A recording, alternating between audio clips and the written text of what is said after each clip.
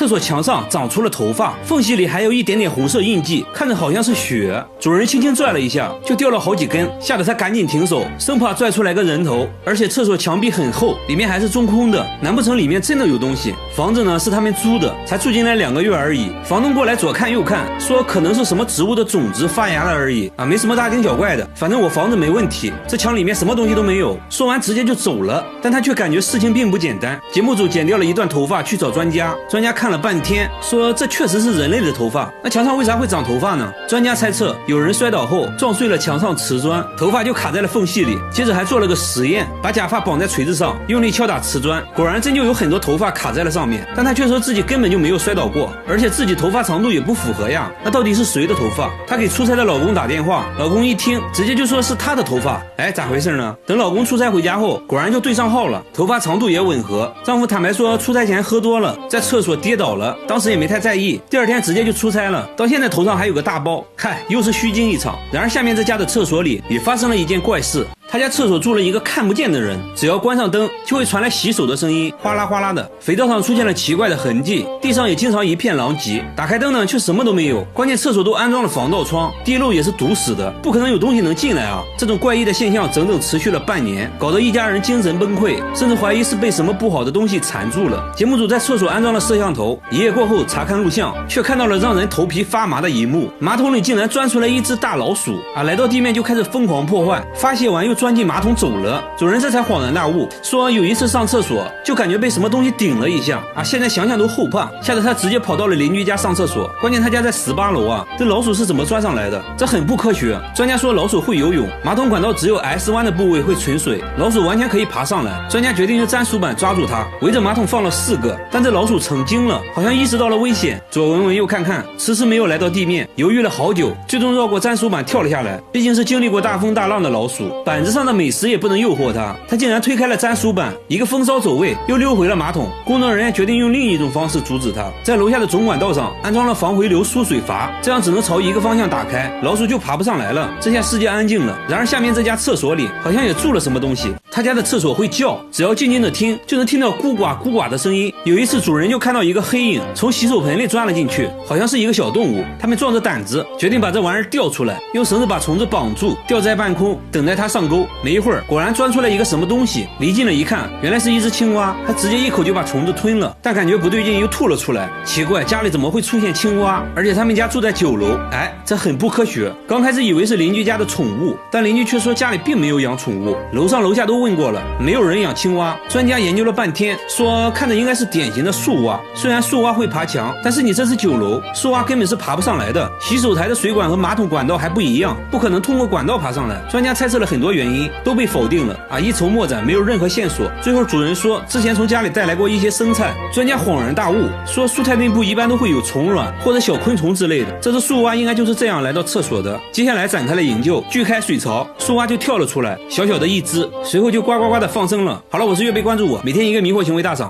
他把鞋油涂在脸上，连续10年，每天都要涂1盒。10年来没洗过脸，除了眼睛和嘴巴，脸上都被厚厚的鞋油覆盖。鞋油干裂后，令他疼痛难忍。即使这样，他依旧每天涂抹鞋油，从1天涂抹1次，直到后来的1天涂1盒。边涂还边笑。问他为什么要这样，他就什么都不说，紧张的环顾四周，焦急的等待着什么，又好像在躲避着什么。随后跟着一个女人来到衣服回收箱找衣服，说女人是他姐姐，询问姐姐情况，姐姐却越来越激动，看着不太聪明的样子。晚上他们就随便找个凳子睡觉，此时温度零下4度。节目组想要帮助他，却被拒绝了。节目组带他们来到派出所，想确定一下他们的身份。根据指纹找到了他的家庭信息，节目组决定带他们回家。刚上车，一听说要回家，姐姐立马暴躁的哭了起来，还让节目组赶紧放她走。没办法，只好原路返回。随后姐弟俩坐上地铁，消失在了镜头里。节目组单独去拜访了他家里，父亲说他俩智力有缺陷经常离家出走，曾经多次阻止也无济于事。为了寻找他们，父亲到处张贴寻人启事，一直没有回音，还以为姐弟俩已经遭遇不测了。节目组想要帮他们团聚，在车站找了好几天，终于找到了姐弟俩。至于为啥不愿意回家，姐姐还是没有说。节目组给他们提供了一个住的地方，经过长时间的劝说，他决定洗脸了。鞋油成块的掉落，整整洗了3个小时，终于清洗干净，这样看着正常多了。跟心理医生交流后才知道，之前有人在地铁看到智力缺陷的他，就无缘无故的开始殴打，往他脸上涂鞋油，还警告他如果不想挨打就要一直涂鞋油。慢慢的，为了保护自己，他就开始主动往脸上涂鞋油。这时姐姐也说出了离家出走的真正原因，原来姐弟俩还有一个哥哥，哥哥脾气暴躁，经常对他们拳打脚踢，两人天真的以为只要哥哥看不到他们就不会挨打了，才会不断的离家出走。经过长时间的心理咨询，姐弟俩终于放下心理包袱，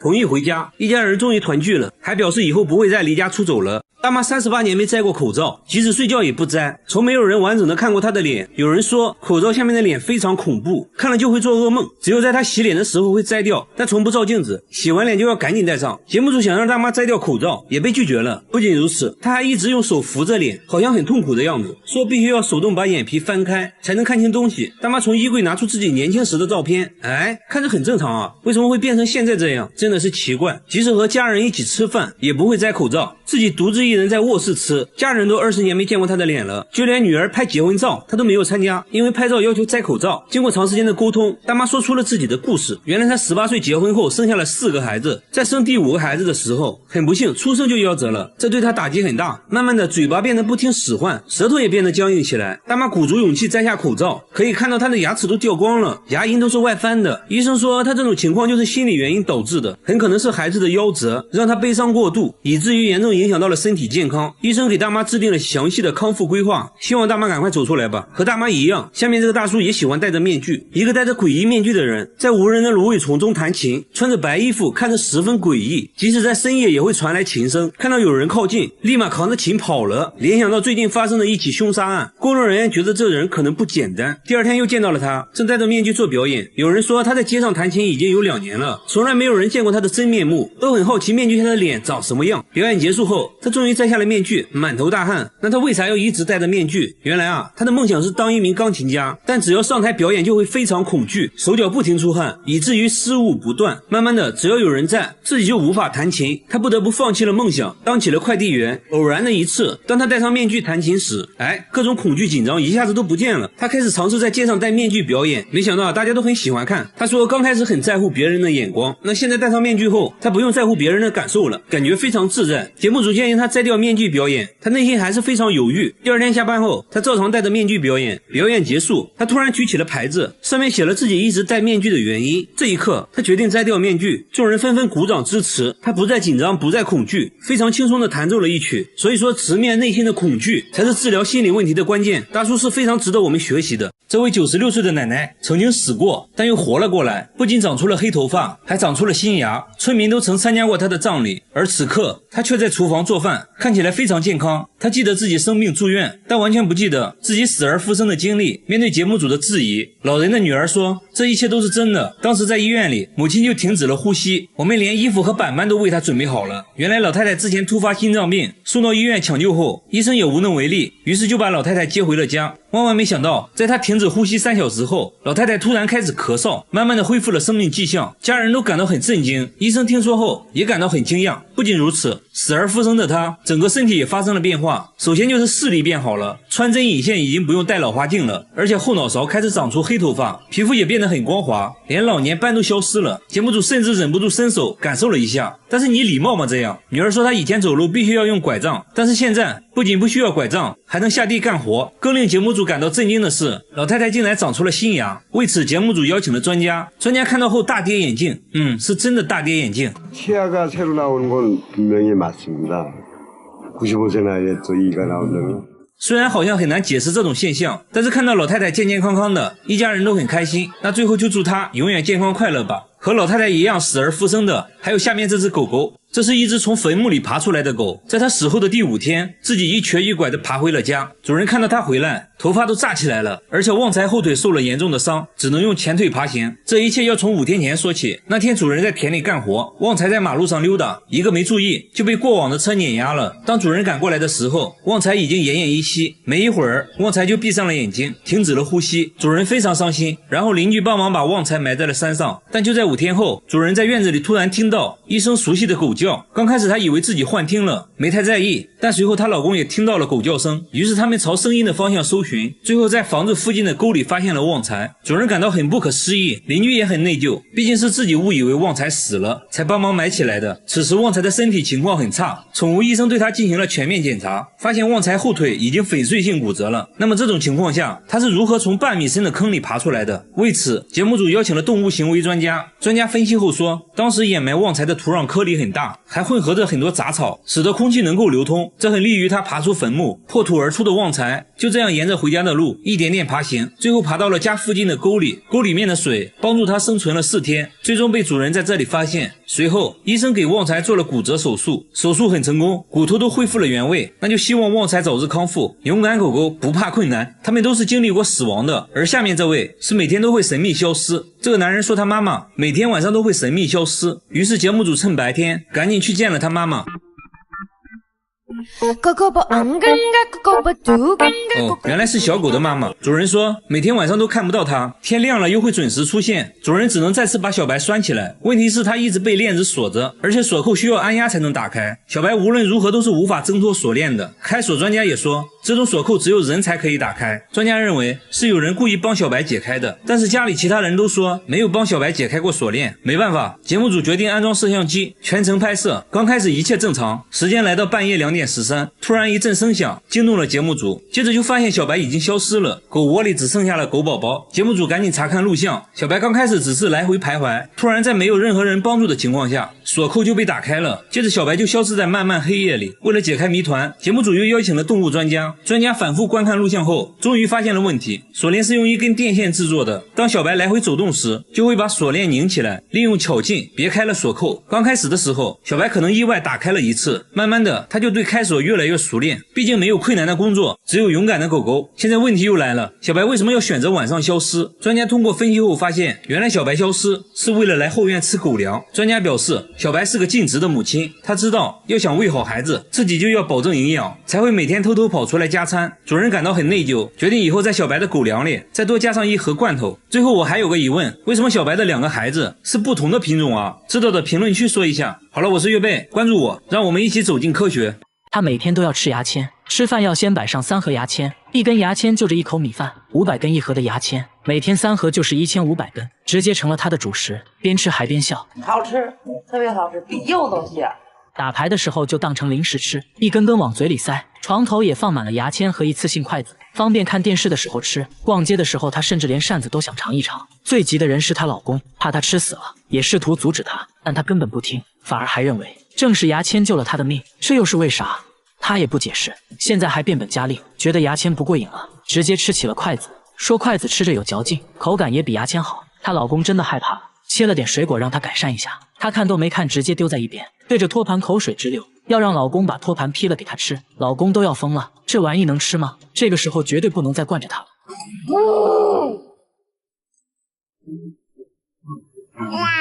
算了，当我没说。看来只要是木头大姐都想尝一尝。她边吃还边嫌弃，说这托盘应该是用胶水拼接的，满满的科技与狠活，味道不如牙签香。那她到底为啥要吃木头？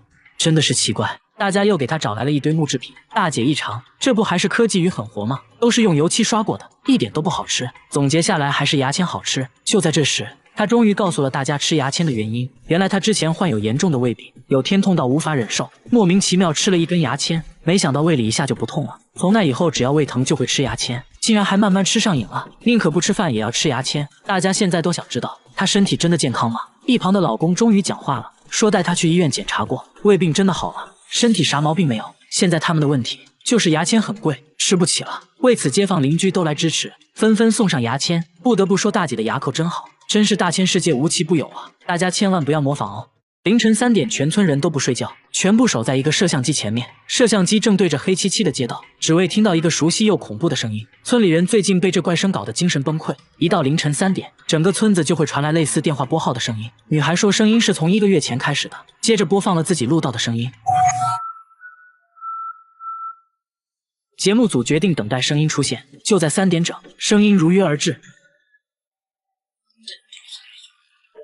声音很明显是从外面传来的。于是第二天，大家在村里街道上都布置了摄像机，想要拍到点什么。凌晨3点，声音准时传来，摄像机却没有任何发现。白天节目组在村里转了半天，教堂的广播引起了大家的注意，但负责人说这广播线路断了，已经很久没用了。很快，村委会的广播进入了大家的视线。不过村长表示也很久没用了，但除了这2个可疑的广播外，就没有任何能发出这么有穿透力声音的设备了。节目组决定还是安装摄像机监控一下。又来到了凌晨3点，声音再次准时响起。这次大家确定声音就是从村委会广播里传来的。但诡异的是，此刻村委会里并没有人。村长说广播设备只有自己有钥匙，除了自己没人能使用广播。村长还给大家看了最近1个月的广播记录，一共就广播过2次，但这声音最近每天都有，所以肯定不是村长的原因。节目组又想到了专家，拿着录到的声音去分析，专家果然不一样，直接从这声音里面听出了对应的按键号码，而且每个按键间隔都一致。专家说人类是无法做到这一点的，所以肯定不是人为的。那现在怎么办呢？大家找来广播设备的厂家售后，经过长时间排查，终于找到了问题所在。售后说设备每天都有一个固定的运行信号，可以简单理解为设备重启信号。这台广播设备的重启信号设置在了凌晨3点，这个一般是不会被广播出去的，但恰巧这台设备发生了故障，才导致这个微弱的信号被放大，并且广播了出去。省流，广播设备出故障了。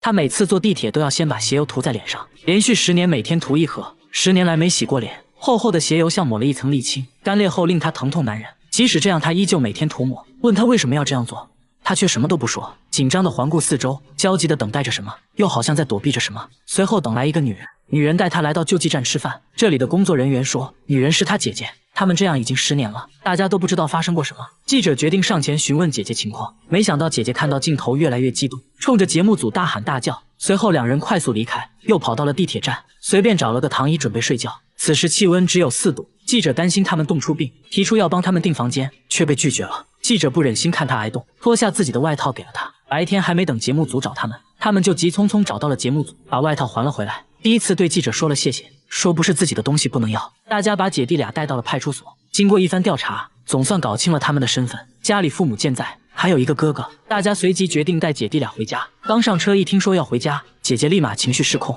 说什么都不要回家，哭着求大家放他走。无奈之下，只能让他们离开。随后记者单独找到了他家，才看清这家的情况。父亲身体不好，母亲痴呆。父亲说这2姐弟从小就不正常，经常无缘无故的一起离家出走，曾经多次阻止也无济于事。为了寻找他们，父亲到处张贴寻人启事，一直没有回音，还以为姐弟俩已经遭遇不测，就连父亲也不知道他们为什么每次都要离家出走。大家在地铁站找了好几天，总算又找到了姐弟俩。至于为啥不愿意回家，姐姐还是没有说。为了拉近彼此距离，记者决定跟他们同吃同住。每次在救济站，弟弟还会主动帮记者打饭，慢慢对记者敞开了心扉。记者顺势提议给他们找个住的地方，姐弟俩也接受了。弟弟的皮肤状况非常严重，甚至已经引起了溃疡。记者建议他先把鞋油洗掉，他犹豫了好久，看起来有所顾忌。经过长时间的劝说，他终于决定洗掉。随着一点点揉搓，大块的鞋油开始脱落，还差点把下水道堵住。从卫生间出来，像是变了一个人，恢复了皮肤应有的光泽。隔天，大家带姐弟俩去做了心理咨询，这才知道他为什么涂鞋油。之前有人在地铁看到智力缺陷的他，就开始无缘无故的殴打。有人建议他往脸上涂鞋油，这样就可以唬住别人。他也不知道管不管用，为了保护自己不再被打，就把鞋油涂到了脸上。接着姐姐也说出了不愿回家的真正原因，都是因为家里的那个大哥。大哥脾气暴躁，经常对他拳打脚踢，因为害怕所以才跑。姐弟俩彼此依赖，弟弟担心姐姐独自一人在外不安全，所以会跟着姐姐一起离家出走。经过长时间的沟通，姐弟俩终于放下心理包袱，同意回家。一见面，父亲就把姐弟俩搂入怀中，心疼地抚摸着。大哥也意识到了自己的错误，表示以后不会再打他们了。姐弟俩也向记者保证不会再离家出走。但就在这期节目播出2年后，有观众反馈说，他们好像又离家出走了，在地铁站又见到了脸黑黑的人，不知道是真是假。节目组决定回访，现在2023年，姐弟俩到底过得怎么样了？根据之前的地址来到他家，发现姐弟俩都胖了很多，脸上也干干净净的，精神面貌已远超过去，希望他们的生活永远充满希望。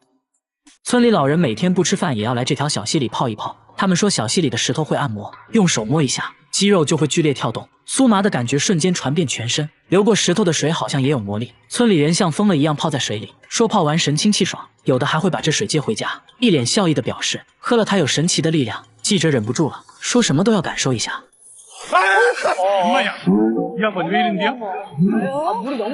我严重怀疑这家伙是演的，韩国人都这个屌样，但他信誓旦旦地说自己真的有被电到，不过感觉挺爽的，甚至还有点上瘾。节目组摄像大哥看不下去了，你这演的太假了，你当观众是傻子啊？我来试试，这也没事啊。靠！摄像大哥表示自己真不是演的，这石头真的带电啊。接着他们摸了摸旁边的石头，没有任何感觉，整条小溪只有这块石头会让人产生酥麻的感觉，好像真的存在某种磁场和能量。节目组请来专家，专家也被电了一下。为了寻找答案，大家顺着溪流往上游走，发现了一间房子，看样子很久没住人了。刚想进去了解情况，却被门把手电了一下，用电笔一测，果然有电。看来这房子漏电了。拉下电闸后，神奇的事情出现了，那块石头不再让人产生酥麻的感觉。原因很明显了，这座房子漏电，电流传导到了石头上，所以才会让人产生酥麻的错觉。维修好了电路，石头也变成了普通的石头。没想到村民却很伤感，这么舒服的按摩以后再也享受不到了。你们真是造孽啊！大叔每天来菜市场却从不买菜，商贩们却开心的不得了，因为大叔是来抓苍蝇的，他一巴掌就能抓到5只，抓过的苍蝇足足装了4大袋。菜市场的苍蝇见了他都吓尿了，只要他出手绝对不会落空，引得商贩连连喝彩。看着只是简单的挥挥手，有个商贩觉得自己也可以，结果1只都没抓到。工作时，一只不知好歹的蚊子飞到了大叔身边，大叔慢慢靠近，苍蝇察觉不对立马就跑，但是太晚了，大叔已经出手，没有一只苍蝇能活着逃出他的手掌心。大叔轻蔑一笑，表示这都不算啥。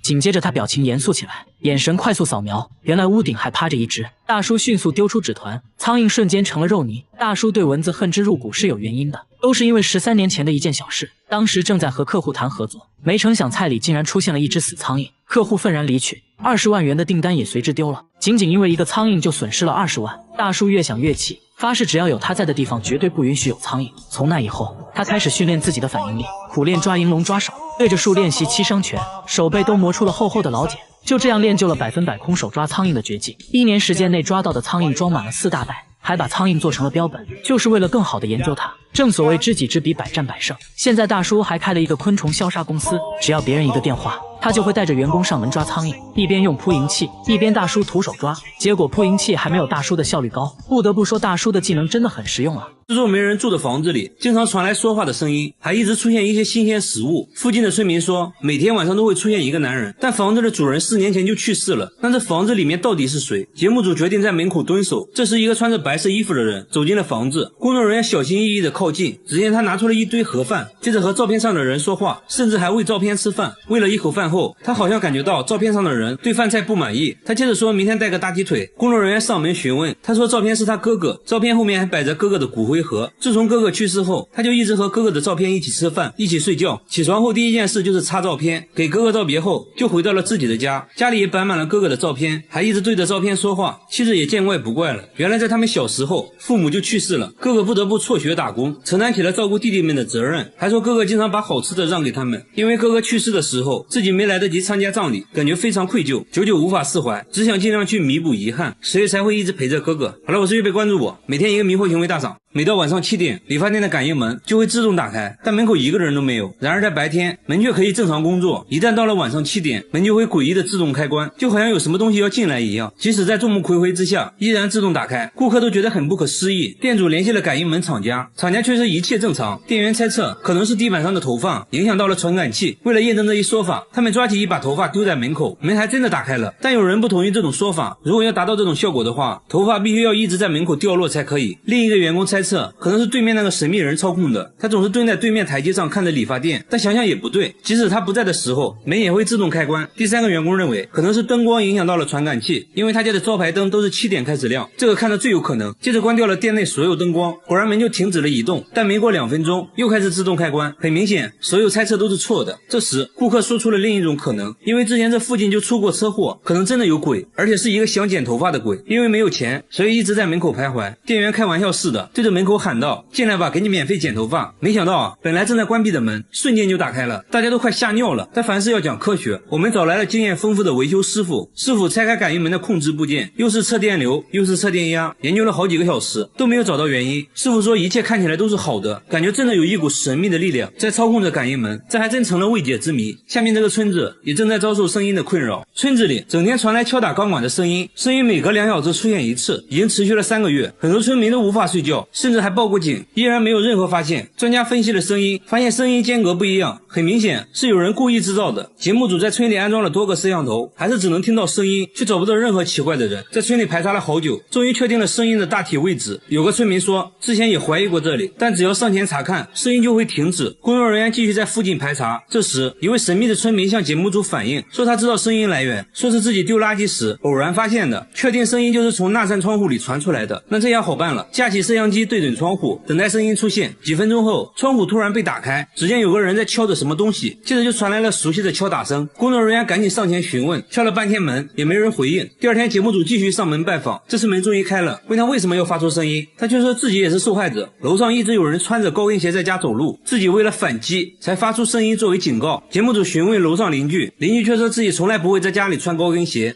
这就奇怪了，医生认为他患有被害妄想症，以至于出现了幻听，必须要接受心理治疗。经过多次劝说，他终于同意接受治疗。困扰村民3个月的声音终于停止了。这还没完，下面这座空房子又发生了怪事。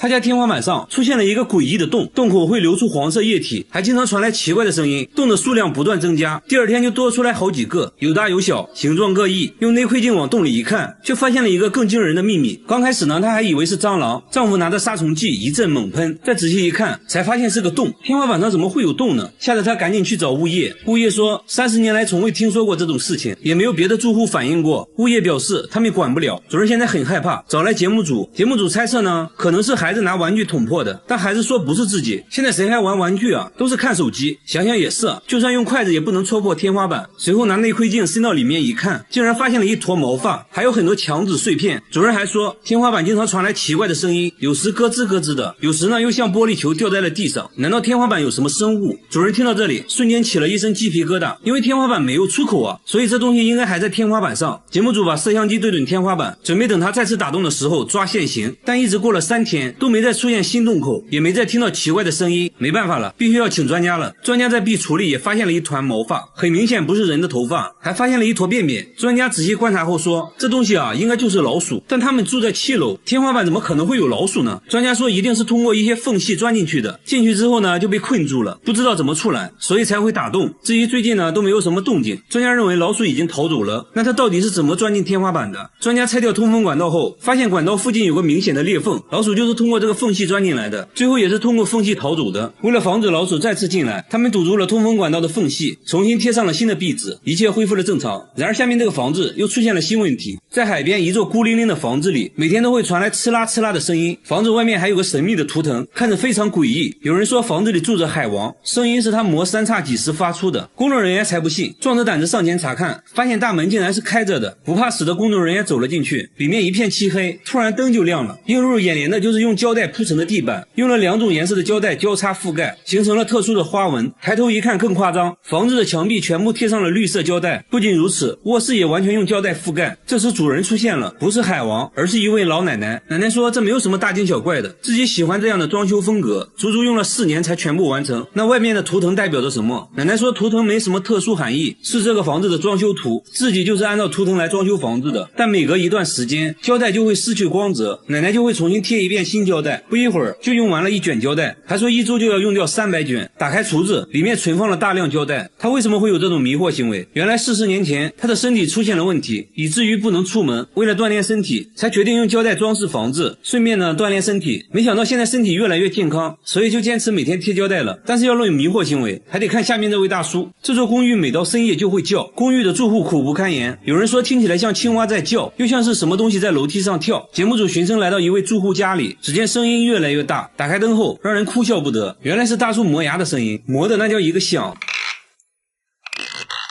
嘴角还不停抽搐，这简直就是用生命在磨牙。大叔说自己磨牙已经20年了，牙都磨掉了半颗，以至于现在都无法咀嚼食物，只能喝汤。妻子因为受不了，跟他离了婚。看着自己磨牙的录像，大叔表情凝重，说这是第一次看自己磨牙，没想到磨得那么深，磨得那么认真。朋友们也帮他解决过磨牙问题，等他磨牙的时候，脱掉袜子塞他嘴里，还会让他叼着一双筷子入睡，但都无济于事，反而磨牙越来越严重。去过很多医院，结果把同房间嗜睡症患者都整失眠了。大叔也觉得很不好意思。节目组再次带他来到大医院，医生说从没见过这么严重的磨牙患者，牙神经都快暴露出来了。随后检测他磨牙时的各项身体机能，医生发现在他睡觉时舌头滚动阻塞了呼吸道，所以他只能张嘴呼吸，这就是他磨牙的原因。对应的解决方案是做呼吸治疗。经过医生的努力，大叔终于改掉了磨牙的习惯。好了，我是月贝，关注我，每天一个迷惑行为大赏。他的手机会自己拨打电话，每天拨打2000次，他都换了5个新手机了，但是没用。即使买完手机刚出门，电话就开始自动拨打起来，慢慢的一家3口的手机都出现了这种问题，但手机并没有中病毒，这搞得一家人精神崩溃，而且电话都打给了亲戚朋友。朋友说有时候1分钟就能接到20个，刚接通就挂断。有一个朋友还是开餐厅的，电话非常耽误工作，给朋友道歉成了他们一家人的日常。手机不仅会自己打电话，有时还会发短信，关键短信内容很惊悚，还说这种现象一般都出现在晚上。于是节目组决定等待，但1夜过去，手机并没有出现自动打电话的情况。节目组又安装了多个摄像机，全程监控。第2天，儿子的手机率先打起了电话，儿子想拿手机给镜头看，刚走2步，手机自己就挂断了。与此同时，大叔的手机收到了一条短信，上面写着去世很久的父亲名字，这就非常惊悚了。节目组仔细观察录像后，终于发现了端倪。录像显示，奇怪的现象都发生在儿子拿着手机的时候，只有当他拿着手机，手机才会自动拨打电话。父亲手机上的短信也是在他拿走父亲手机后才收到的，而且每次都是儿子第一个发现这种现象。通过这些反常的举动，节目组认为儿子就是始作俑者。心理医生还发现，儿子在处理这些事情的时候很老练，看起来是策划好的，而不是简单的心理问题。节目组把儿子请了过来，想要套路他一下。经过一番询问，儿子终于憋不住了，承认了自己的所作所为。那他为啥要这样做？儿子说别人都觉得他没用，正好他了解到一款远程控制别人手机的软件，用软件控制了父母的手机。刚开始呢，觉得整蛊家人很好玩，而且家里就他懂智能手机，父母都很依赖他，这也让他获得了心理上的满足，才开始一直恶作剧。父母得知真相后很震惊，要求儿子向亲戚朋友道歉。电话之谜总算解开了。